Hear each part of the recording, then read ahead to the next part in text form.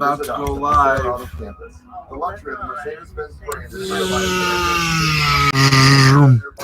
This is the L2C Media Network, and this is Baxley Sports Final from the Fred McLeod Sports Desk at the Tom O'Neill Studios in Jackson, Michigan. And now, this is sponsored by the L2C Media Network. And here is our man, your man, the Bax Man. Hey, hi, how are you? How are you, ladies and gentlemen?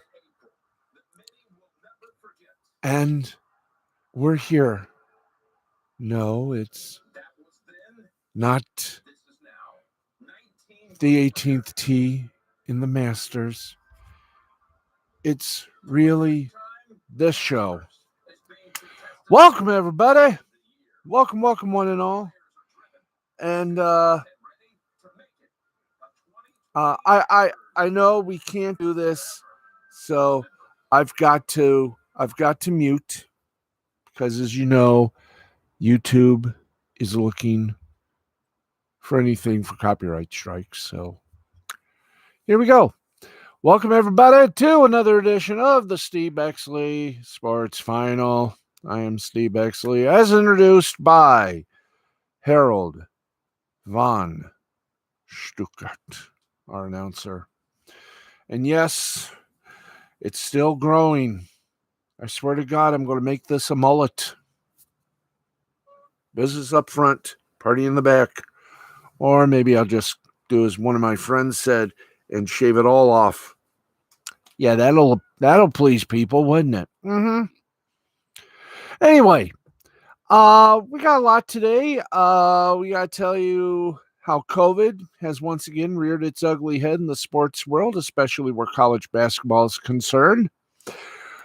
We'll take you around most of college football tonight. We'll also take you around Thursday night football tonight. And a few other things. Of course, the MVP awards for MLB. It's already been done. So, and I know I didn't have a little logo on the thing for make mention. So, with all that, and a little update on my health, I'm doing, at least I'm breathing, which is a good thing. But beyond that, it's going to be a while, but I'm feeling good. I just got to get back into better shape and listen to my friend in Chicago who has promised to kick my you-know-what. And I do have a big target. Okay, thank you. Anyway, much like MJF in AEW, this too shall be a big event. Why? Because it's sports. Here we go. I messed that up purposely. By the way, TV6, a bit of history. Dahlgren was not on the 11 o'clock, but neither was all the rest of the gang. So Sherry Jones, for very good reason, I might add. So Sherry Jones stepped up to the plate and did pretty good. This is why I wanted her to be the manager of the Detroit Tigers before they hired Ron Gardenhire. I'll explain that to you momentarily. I'll explain that to you someday soon. But right now, it's time for a little sports. Let's go to it, shall we? All right. Oh, Bubbies. We had a good night in that lovely thing we like to call Thursday night football. And if you missed it, don't worry. It was a close game until the third quarter. Colts beat the Titans 34-17. And you're probably saying, hey, Steve, how was it really? You want to? We do it all for you, the home viewer. So here we go. face to face, a couple of silver spoons. Let's give you what you want, what you really, really want. And that is the score and how it all came to be. And so ye shall have that. See, we're happy. We're carefree. And here it's all popping up. So here we go. And oh, this was fun. Okay, we got some more fun coming up. Ooh. Okay, let's get to it. The big 1, 2, 3, 4. Indianapolis, the Colts beat the Tennessee Titans 34-17. How did they do it, you may ask? I can't tell you yet because the information hasn't come down here. Yeah, we're still on broadband. We don't have that lovely little thing called speed. So we have to stall for a while. Ah, yes, here we go.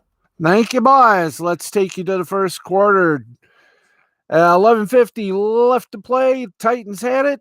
Dante Foreman, 5-yard pass from Ryan Tannenhill. Stephen Gostkowski's kick was good. 6 plays, 7 yards, 3:10. The time possession. Tennessee led 7-0.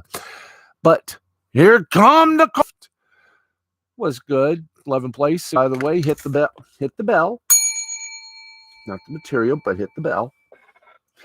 11 plays, 69 yards, 4:30. Time possession.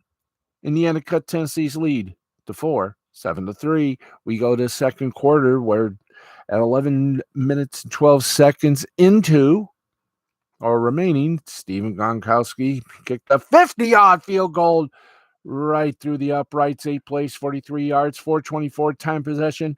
Indiana upped its lead to 7, 10-3.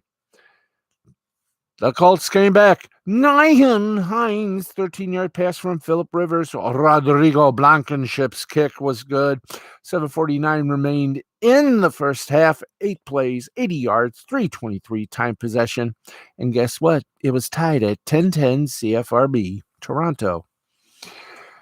Ah, yes, but it wasn't tied for long as Jonnu Smith's 1-yard run with the kick from Gostkowski, 9 plays, 75 yards, 4:55 time possession.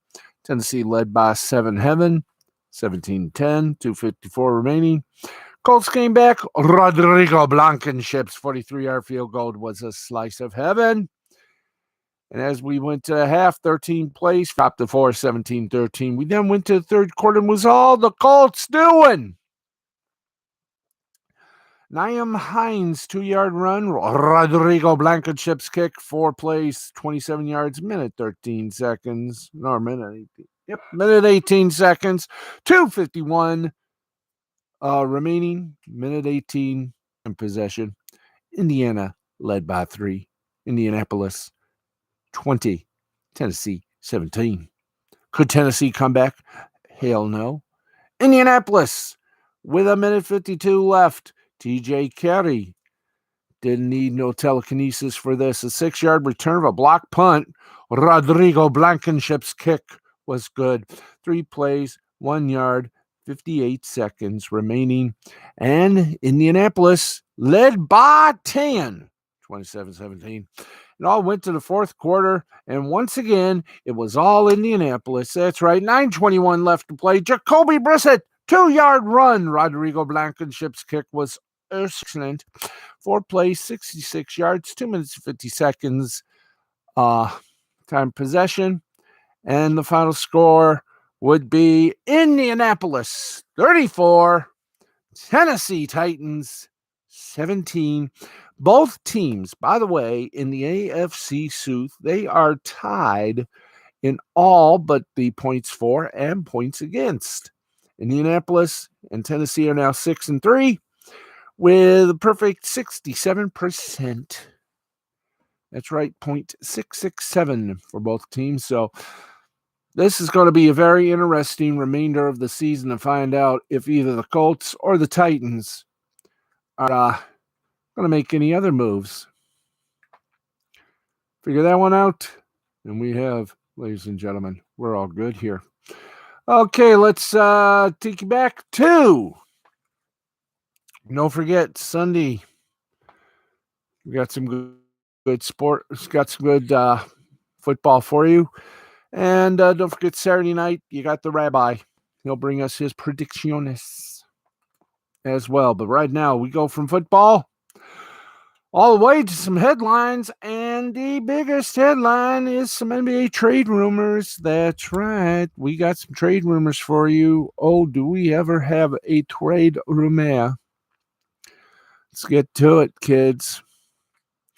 With next week's NBA Draft Fest approaching, the opening of free agency set to start 2 days after, the rumor mill is starting to heat up in a marketplace that is seemingly about to become very active.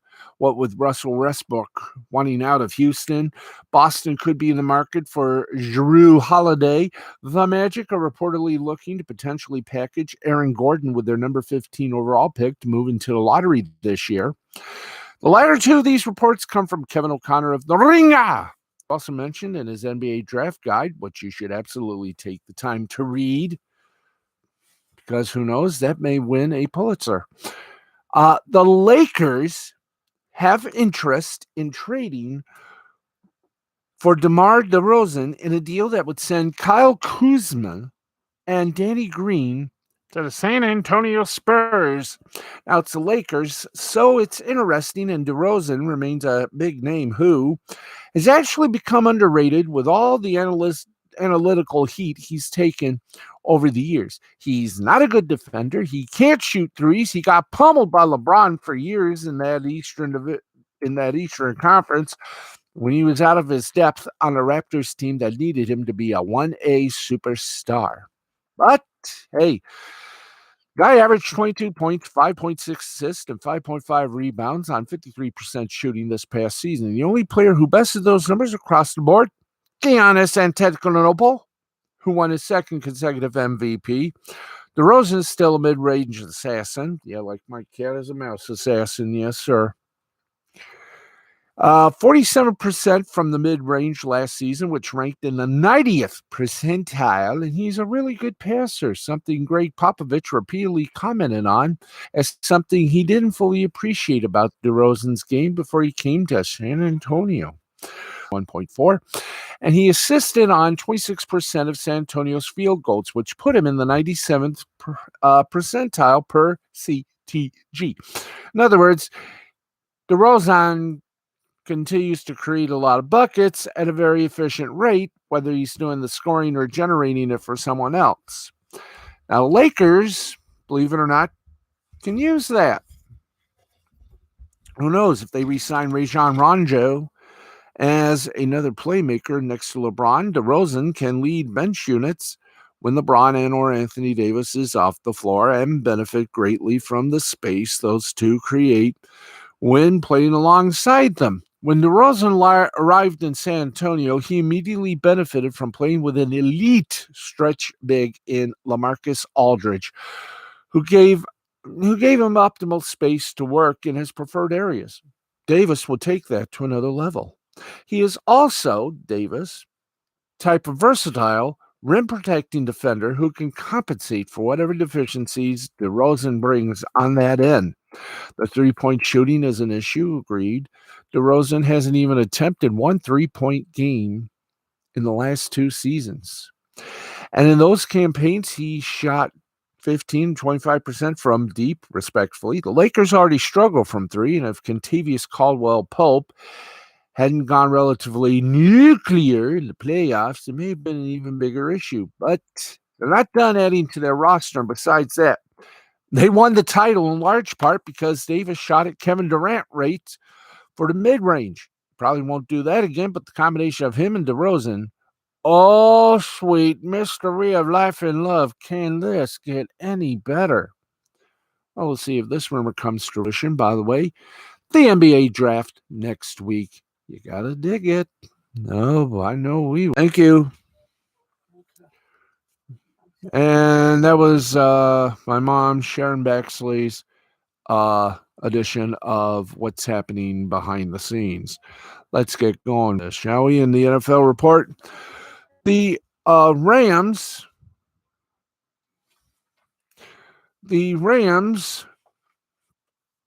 are and have a crazy plan for the future of their uniforms.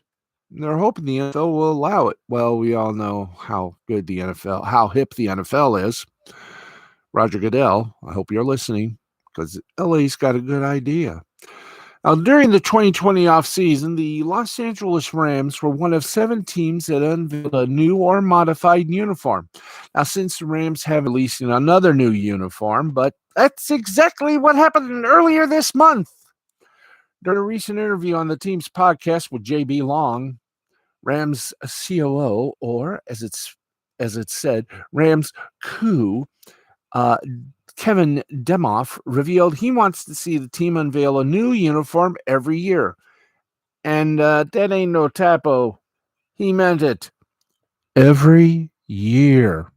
Demoff said via USA Today's Rams Wire, our goal, hopefully, is we can get to the point where maybe we can unveil a new uniform every year, either the way we space it out or whether the NFL and Nike changes those rules. Maybe a little bit more of a European soccer model where you come out with that alternate jersey each year. Some people like that, some people don't, but yeah, we could see that, end quote. Now, if that plan sounds crazy, that's because it is. That doesn't mean it's a bad idea. Oh, heaven offend.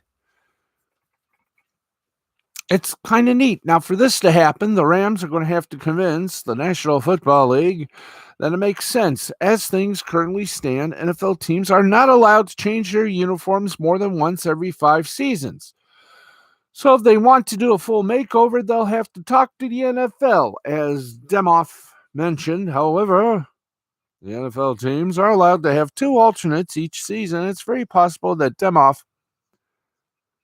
would simply like to see the team unveil a new alternate look every year. And the Rams actually hinted at the fact that they would be going a little crazy with their uniforms after the original ones were released back in May. In an image they tweeted out, it showed that the team would be unveiling a new alternate look in both 2021 and 2022. Oh, goodums. That's right. Now, according to Demoff, that's still the plan. Now, it wouldn't be surprising to see the Rams release either a yellow jersey or a blue and white jersey at some point down the road. If you're a Rams fan who's hoping to have every uniform variation that the team offers, then you might want to start saving money now because it's not going to be cheap to buy all those jerseys if Demoff's plan comes to fruition. Oh, are they going to be rich people? That's right. Yeah, that's right. So take a page and stand by. You never know what's coming up. It's true. Okay, folks. Here we go. It was a masterful start, but the suspense just hit us. That's right. Here's why. Because while it was the first round, the weather decided to get a hole in one. The first day of the 2020 Masters was nothing if not eventful. What started with a 3-hour inclement weather delay, doing the old Gilligan's Island shtick, it gave way to a scoring frenzy throughout the morning and afternoon as soft, attackable conditions saw more than 24 golfers post under par rounds on the day. Now, due to the late start and daylight savings time, some golfers were on. As it stands right now, Paul Casey leads the field at 7 under after posting a bogey-free 65, marking his best opening round score at a major in his career. Behind him, Xander Schauffele, Justin Thomas, and Webb Simpson sit tied for second at 5 under, followed by a lengthy list of names, among them reigning Masters champion Tiger Woods at 4 under. You're probably wondering why I'm speaking in this low a tone to make Jim Nance happy. No, it's because it's the Masters, and you must make this respectful tone, otherwise you might get banned. Funny, isn't it? Woods is coming off his unlikely Masters win a year ago, and he's entered the week having stumbled through most of 2020. But he posted his first bogey-free round at a major championship in his last 105 attempts in round one, finishing just 3 strokes off the lead. Woods tied his low opening round at a Masters by posting a 4 under 68. Here's the top of the leaderboard after day one of a muddy Masters. Paul Casey, 7 under in his 66th career major championship appearance. He shredded to his best opening round score ever in such an event. The Englishman turned in a clean scorecard at 7 under, topped by an eagle on the par 5 second hole. Casey, 43, has not won a major championship in his career, but had a career best tie 4th finish at Augusta in 2016. He's off to his best ever start at the Masters. Let's hope he keeps it that way. We got a ton tied in second. Webb Simpson at 5 under, coming off his best career finish at the Masters a year ago, tied for 5th. He picked up where he left off on Thursday by opening with a 5 under 67. He managed to minimize mistakes, turning in another bogey-free card while taking advantage of the par 5 second hole with an eagle like Casey. Oh, wonderful. By the way, Simpson, as we said, is tied for at -5, second place with others, including Justin Thomas. On Friday, we may be talking about Thomas as the post-round one leader. After getting a late jump in the afternoon flight, Thomas got off to a torrented start, posting a first 9 score of 4 under and carding a birdie on number 10 before play was called. He sits 2 strokes off Casey with 8 holes left to play. Of course, another tie with a -5 is Xander Schauffele. Schauffele opened his round red hot out of the gate, posting 3 birdies in his first 3 holes. He never completely cooled either. Schauffele bogeyed 2 of his next 7 before finishing with 4 bogeys in his final 8. Only Casey and Schauffele posted 32 or better on the second 9. Tied for 5th place, Pat Reed, 6 others, include, of course, Tiger Woods at -4. Woods' last 2 major championship outings resulted in either missed cuts or sub-top 30 finishes, so what he did Thursday was nothing short of spectacular and or unexpected. Opening on the second 9, he took advantage of both par 5s and had a nice crisp bogey-free round to get his week started. Let's hope it just stays that way. Tied 13th, John Now, Dustin Johnson, 4 others at -3. Tied for Troy, Colin Morikawa, and 11 others at even. And the rest, we call those, guess, that's right, we call those the Jerry Mathers as the Beaver Group. Tied at 72. Brooks Koepka, Jordan Spieth, and 8 others at 2 over par. Now, Masters continues tomorrow, weather permitting, as usual. Full coverage on ESPN television at 11:35. Of course, catch it all, the streaming live Friday with Masters Live and the CBS Sports app, CBS All Access, and, well, CBSSports.com. There you go. Now, to talk about the Masters, let's give a little shout out to the gang over at awfulannouncing.com. Why? Because they give us this query, nay, this question I ask of all you folks out there. Now, as you know, CBS has asked, and the Masters has agreed that because CBS does have college football and NFL football, the times, like last year, should be a bit early. But, are you ready for this? Awful Announcing gives us a little query. And here it is. It could be historic if you prefer. And this comes from Sports Business Journal as well. Now, when the Masters was moved to November and to an early weekend start, CBS Sports Chairman Sean McManus does that with, I think, it worked out really well for everybody. The idea was the golf event would gain some extra viewership from people tuning in early ahead of NCAA or NFL football. To say nothing of studio side things like, well, ESPN sending College Game Day there, and I hope you all set your DVRs for that. And that those football games would see a viewership boost from a Masters lead-in. But because of COVID, CBS already lost the LSU-Alabama game set to follow Saturday's Masters coverage. They will be replacing that with college football studio content and then, of course, your local news and entertainment programming. And a Sports Business Journal report Thursday from John Arran and David Rumsey, excusez-moi, gives us the query.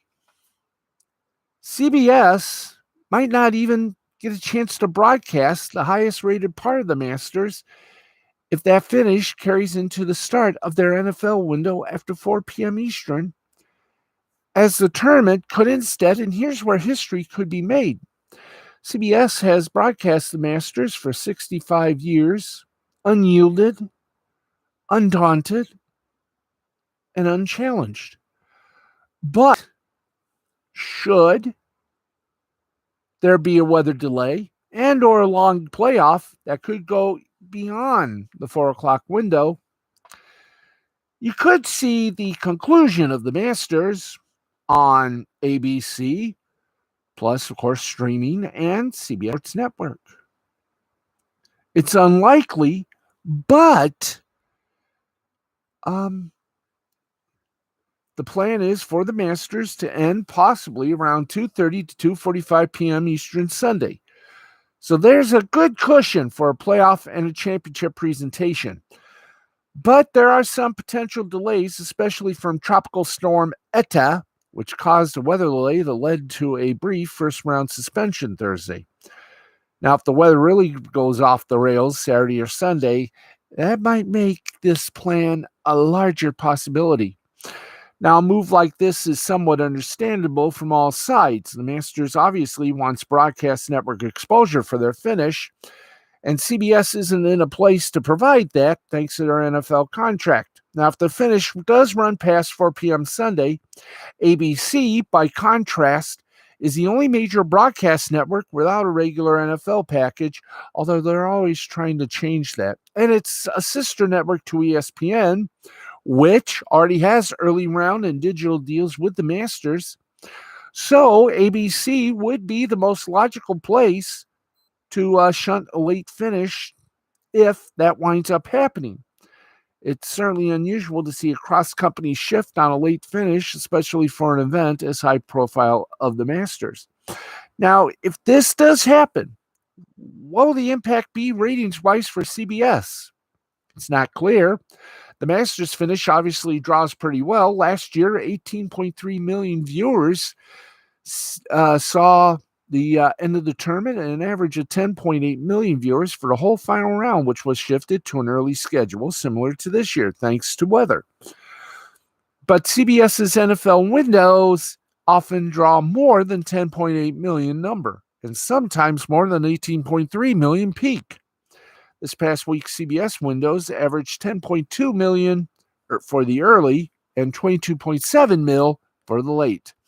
And while this week's late window features the following: Buffalo, Arizona, Denver, Las Vegas, and Chargers, Miami, depending on your region, doesn't look as strong from a market ratings perspective as last week's Pittsburgh, Dallas game, it's still going to draw well. So it's not like going to the NFL is going to be disastrous for CBS if they're forced to do that. But it would certainly be interesting to see the Masters final round finish on a different network than it started on. And it would certainly be a major boost for ABC if this happened, especially when the Masters is the only golf tournament that negotiates its broadcast contracts on a year-to-year basis. Get the picture? It's a strange picture, but it could happen. Stay tuned and continue to check the weather. It's going to be a bumpy one. Let's keep going. It's midnight 05. And yes, Nick Rekieta returns tonight with a good show. Nick Rekieta, of course, the humble Minnesota attorney, hosting Lost Blaney the interwebs on the Rekieta Law channel here on YouTube. You got to catch him tonight. He catches us up on everything and anything in the free world that considers law, entertainment, and everything else. So there you go. Speaking of the Masters, by the way, round 2, the tee times and the group pairings, because the first round was suspended, there's going to be a lot of them. Shall we tell you? Okay. Well, the tee times will be released on Friday, so here is the early group. We don't have, as we said, the tee times. But they're going to play catch-up following a 3-hour weather delay that paused play Thursday morning. 48 players finished round 1. The rest will restart 7:30 a.m. to finish their first 18 holes of the tournament. Following that, round 2 is expected to begin at 9:40. Early groups: Justin Shugo Imahara and Matthew Wolf, Tommy Fleetwood, Francisco Molinari, Billy Horschel, Cameron Smith, Bernard Longer, JT Poston, Christian Benedui's out. Fred Couples, Max Homa, Dylan Fratelli, Jose Maria Olazabal, Andrew Putnam, James Sugri, and Webb Simpson, Mark Leishman, Hideki Matsuyama, Kevin Keisner, Adam Hadwin, Scotty Scheffler, John Rahm, Bryson DeChambeau, Louis Oosthuizen, Patrick Reed, Paul Casey, Tony Finau, Tiger Woods, Shane Lowry, Andy Ogletree, Joran Spieth, Gary Woodland, Ian Poulter, Graham McDowell, Siwoo Kim, and Nate Lashley. Early groups: Sun Kang, Eric Van Rooyen, Daniel Willett, Ricky Fowler, John Augustine, Phil Mickelson, Abraham Anser, Vernon Rosenberg, Adam Scott, Colin Morikawa, Tyrell Hatton, Justin Thomas, Matthew Fitzpatrick, Brooks Koepka, Dustin Johnson, Patrick Cantlay, Rory McIlroy, Zach Johnson, Justin Rose, Cameron Champ, Sunjae Im, Victor Perez, Brendan Todd. And the late group will be Lucas Glover, Corey Connors, C.T. Pan, Brant Schnichter, Charles Howell III, Lovey Dill, Jazz Jane Waterdaman, Larry Myers, Andrew Landry, Lucas Michael, Matt Kuchar, Lee Westwood, Kevin Xander Schauffele, Jason Korak, Heinrich Stenson, Charles Schwartzel, Jason Day, Abel Gallegos, Vijay Singh, Lanto Griffin, Tyler Duncan, Mike Weir, Rafael Cabrera Bello, and Matt Wallace. No, Matt Wallace, not Mike Wallace. Anyway, there you go, sports fans, with golf already now finny, and our little commercial already finny. Let us keep going. It's 9 minutes past 12 bells. That's right, 9 past midnight, and we're going to make it. We're going to make it. That's right, kids. Why? Because I believe we're going to make it to 12:35 with everything, even some shout-outs. And the biggest shout-out we're going to do right now is Drew Dogger, Nick Mantis, and Alex Sims. Hi, Kiba. There we go. Sherry Jones did good. Not as good as you three, but she did good. Philip Rivers. Now, Thursday we had the Colts, and Philip Rivers entered the top 5 on the NFL's all-time passing yards list, passing Dan Marino during the first quarter of the Colts' Week 10 game against the Titans tonight. Rivers completed an 11-yard pass to Jonathan Taylor, pass Marino on Indianapolis's first play from scrimmage. That moved him to number 5 overall on the all-time passing list. Rivers will need a few more seasons to catch Brett Favre for 4th, as the Hall of Famer knocked 71,838 passing yards in his 20-year career. Rivers has played 16 seasons with the Los Angeles San Diego Chargers before joining the Colts this year, throwing for over 4,000 yards in 11 seasons while leading the Eagles Leading the league in touchdown passes, passer rating and passing yards once, and yards per attempt 3 times. The 8-time Pro Bowler selection won the league's Comeback Player of the Year award in 2013. Now, Drew Brees is the league's all-time passing yards leader with 79,536. He's 464 away from becoming the first player to reach 80,000. Tom Brady sits second with 76,969, followed by Peyton Manning with 71,940. Favre is fourth and Rivers is fifth, followed by Marino at sixth with 61,361 yards. Marino retired after the 1999 season as the NFL's all-time passing leader. Rivers became just sixth quarterback to throw 400 touchdown passes in his career earlier this season. He's chasing Marino to enter the top 5 on that list, as the Dolphins legend has 420 for his career. Rivers is the first quarterback to throw his 400th touchdown pass with the Colts, as Manning sat at 399 before signing with the Denver Broncos as a free agent in 2012, where he threw his 400th career touchdown pass. And Rivers, hey, his Hall of Fame candidacy is starting to get more complete as he continues to move up the all-time passing list in a number of categories. And even if he fails to land a Super Bowl, it'll be hard to ignore the final numbers when his career does come to a conclusion. Okay, we're at 12:20. We're going to race on down to 12:35 to be alive. Yes, sir. Let's do some MVP awards. You ready? That's right. Major League Baseball hit the final portion of its hardware. That's right. Most valuable player in a shortened season of 2020.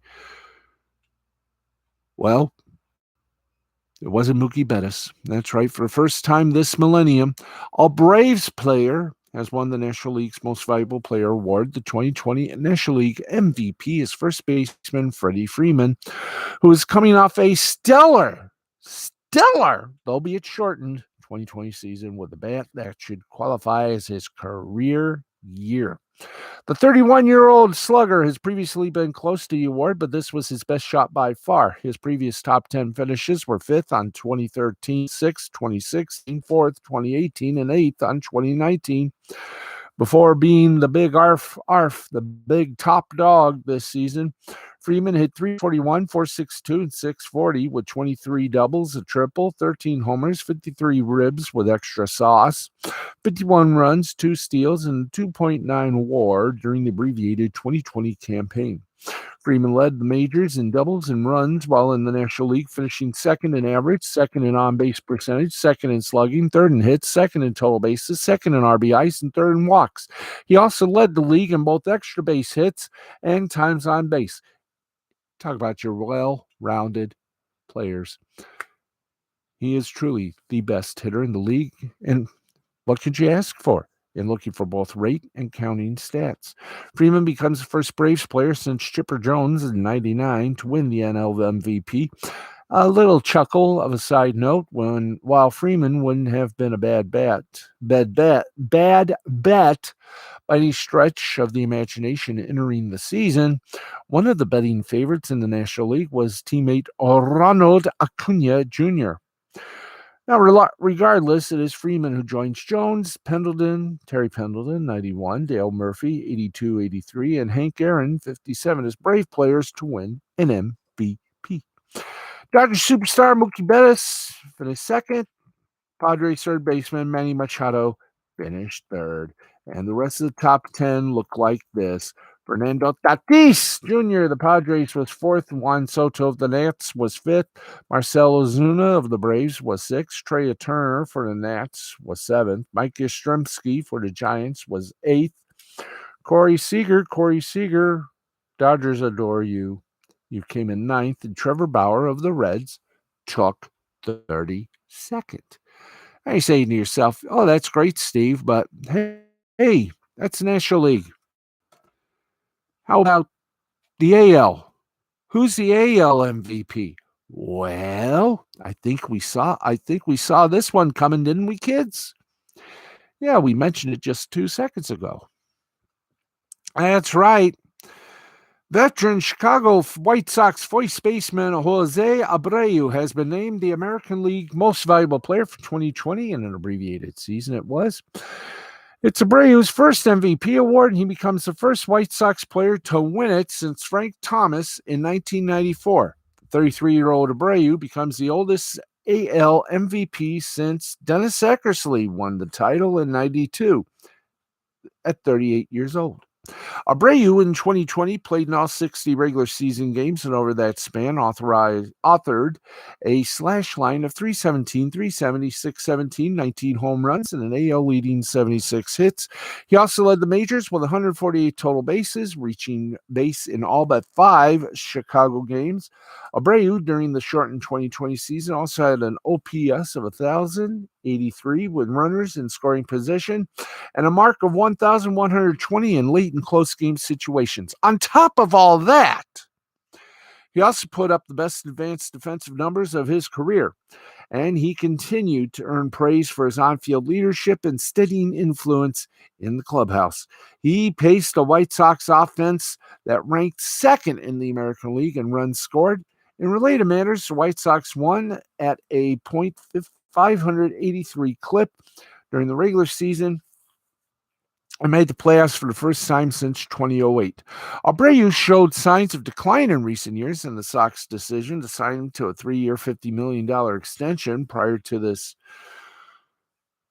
ampersand of a 2020 season was met with mixed reviews. Suffice to say, though, Abreu justified their faith and then some of what turned out to be a career year on a rate basis.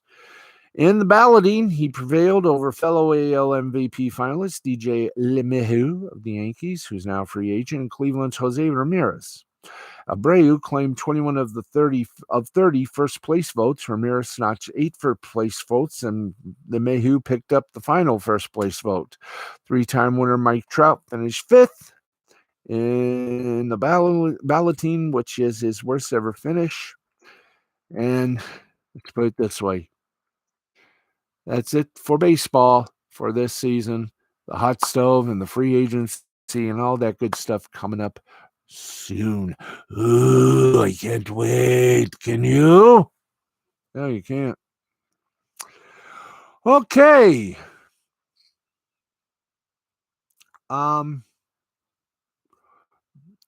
Let's do what we do best. Give you something else, not the NFL scores. No, sir. We've already done that. We've already done the NFL. That means we got NCAA football to talk about. You got that right. We do. Yes. So let's do this. Shallst we? Yes, we shallst. Okay. And we gotta begin. There were no big games today. You jive, of course. Thou jiveth. Nope. Here are the here, let's give you all the postponed games. Number 12, Georgia and Missouri, postponed. North Texas and UAB also postponed. Rice and Louisiana Tech, postponed. Memphis and the Navy, where you can sail the 7 seas to the Navy, got postponed. Number 1, Alabama and LSU, which was to be on CBS, was postponed. Number 3, Ohio State was canceled. So too was Air Force in Wyoming. There you go. All's fair in everything else in the world. So no games scheduled for tonight. And that's a pity. A real pity. But we do have some news for you on the college football, Mark. Let's get to it. Some updates. Pitt announced Thursday its game with Georgia Tech, scheduled for Saturday, will now be played December 12th due to COVID-19 issues. The news comes as the Panthers pause all team activities due to COVID-19 protocols, while college football continues to grapple with an increase of COVID-19 related postponements In cancellations, it is the 9th game to be canceled or postponed this week as college football continues to deal with this pandemic. It is the first, however, postponement or cancellation of the week in the ACC.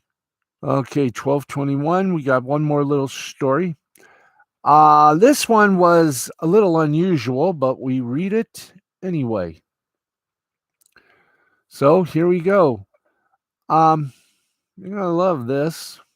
The attorney for LSU wide receiver Coy Moore and Alabama wide receiver Trayshawn Holden told the folks at Black Entertainment TV, BET, that the two players were held at gunpoint in an incident on Saturday night in Baton Rouge, Louisiana.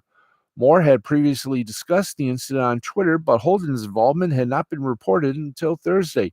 The report states that the two friends were exiting the lower floors of an apartment building in which a loud party was taking place on the roof. Police approached the two players with guns drawn.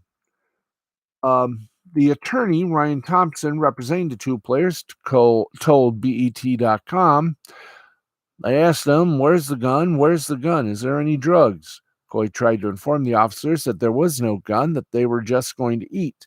After they were searched several times, and they were searched more than the norm, Coy informed them that they were football players and he was going to tell Coach Ed Orgeron. LSU and Alabama were both off last weekend. We're slated to play this weekend in Baton Rouge. That game was postponed due to COVID within the LSU program. Ipsy. Oh, that doesn't look so nice. So there we go.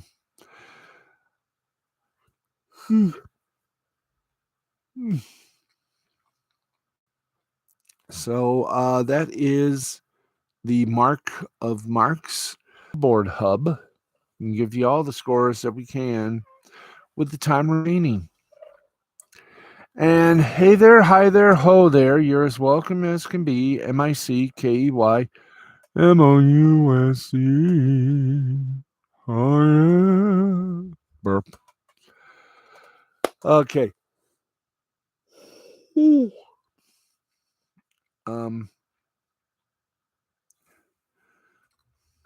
Here we go. Go.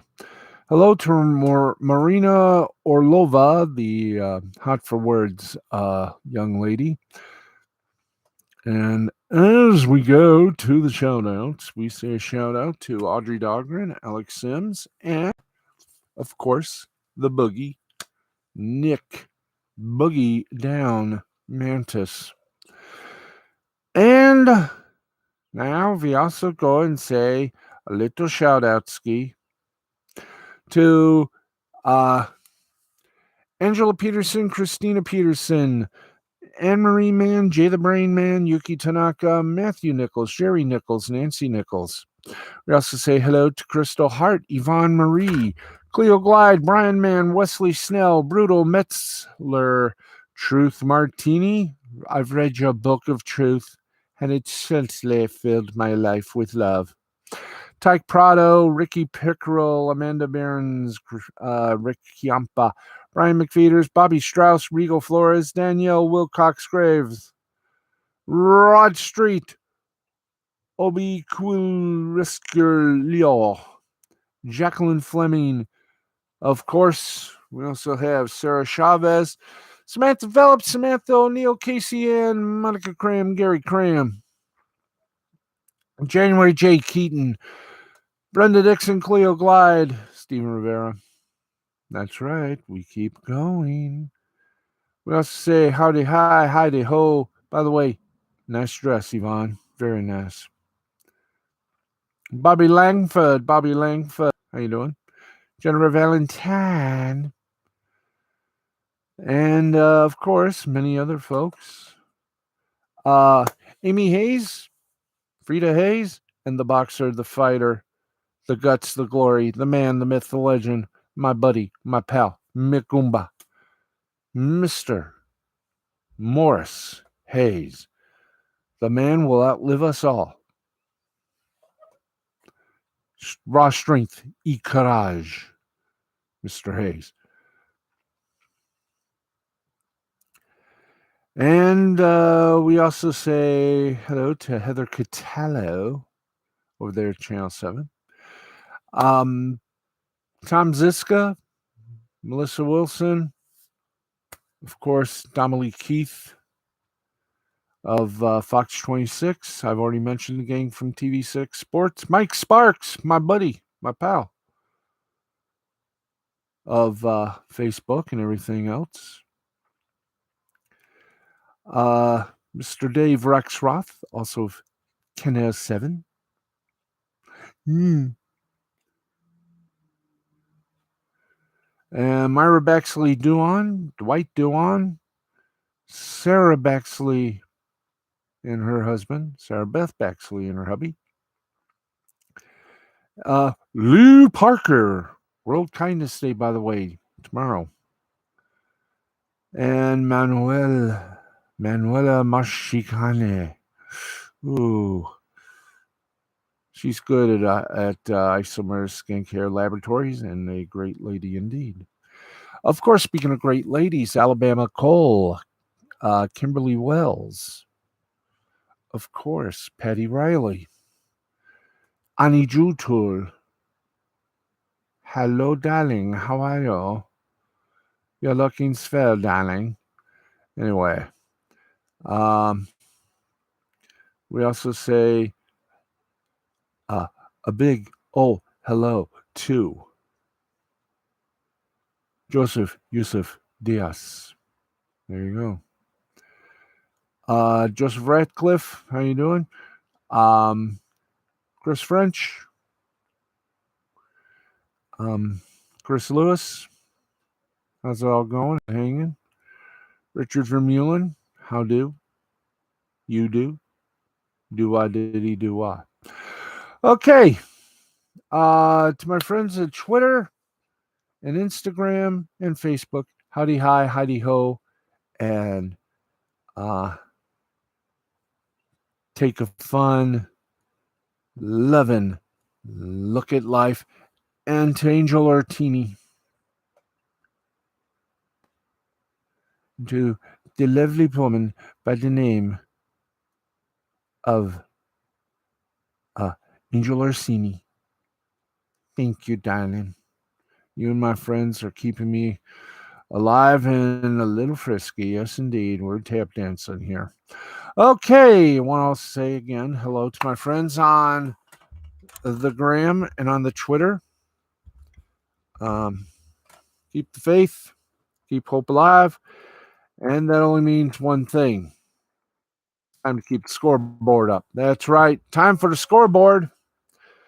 I don't believe it. We started at 11:45.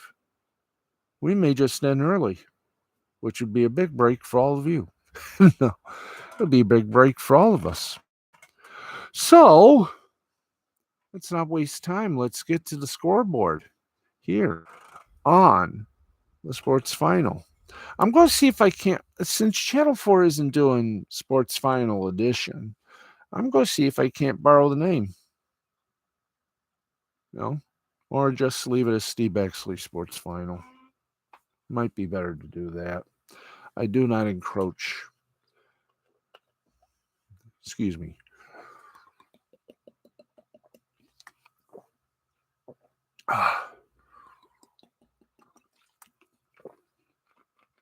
There we go. Much needed water. Everybody started to drink water in any rare form, like tea, coffee. Okay. We are now in that lovable, understanding time. It's time for the scoreboard. And 12:31 in the morning. Hi, good morning. 8:31. No, 9:31. 12, 11, 10, 9. Yep. 9:31 in the West Coast. So it's still evening there. Let's go do this. It's scoreboard time, and there are sports. Let's go to it. Here's proof. In the Euro qualification promotion round in Europe, North Macedonia defeated Georgia 1-0. Hungary iced Iceland 2-1. Northern Ireland and Slovakia had to go to extra time, tied at 1. Slovakia came out on top 2-1. Serbia and Scotland also had to dwell through a tie to do some penalty kicks. Scotland won over Serbia 2-1. In basketball, in the EuroLeague, CSKA Moscow over Baskonia 89-86. Olympiacos over Alba Berlin 75-71. Maccabi Tel Aviv over Zalgiris Kaunas 85-57. Barcelona over Fenerbahce 97-55. In Spain, Sao Pablo Burgos over Murcia 89-84. Tenerife over Malresa 88-80. In hockey, let's go to Finland first. Kalpa over Lukko 3-2. Now in Sweden, here's the scores. Djurgården 6, Linköpings 2, Frölunda 4, Färjestad BK 3, Leksands beat Orkestram 4-2, Örebro over Malmo 6-2, Rogel over Berners 4-1, and Skellefteå over Växjö 4-2. Baseball in the playoffs for the Korean Baseball Organization. KT Wiswong defeated the Doosan Bears 5-2, 5-11-2 for Swan, 2-4-0 for the Bears. Alcantara for the Bears gets lost. He's 1-1. Cuevas for the Swan got the win. He's 1-0. And that, believe it or not, is it. We are done. And not a moment too soon. We are done. Thank you all very much for watching. And we will be back tomorrow, Friday night, same damn time, 11:35 to 12:35. And we got about 2 minutes. We got 2 extra minutes. Ain't that a hoot? Now we got 1 minute. So let's just make it good. Thank you, everybody. This has been a Mystifying Creativity production in association with the L2C Media Network and L2C Sports. And for everybody here on the final, I'm Steve the Baxman Baxley, hoping all your teams always win. And good night, America, wherever and whomever you are. Thank you for watching. We'll see you tomorrow night. Bye-bye. And take it easy.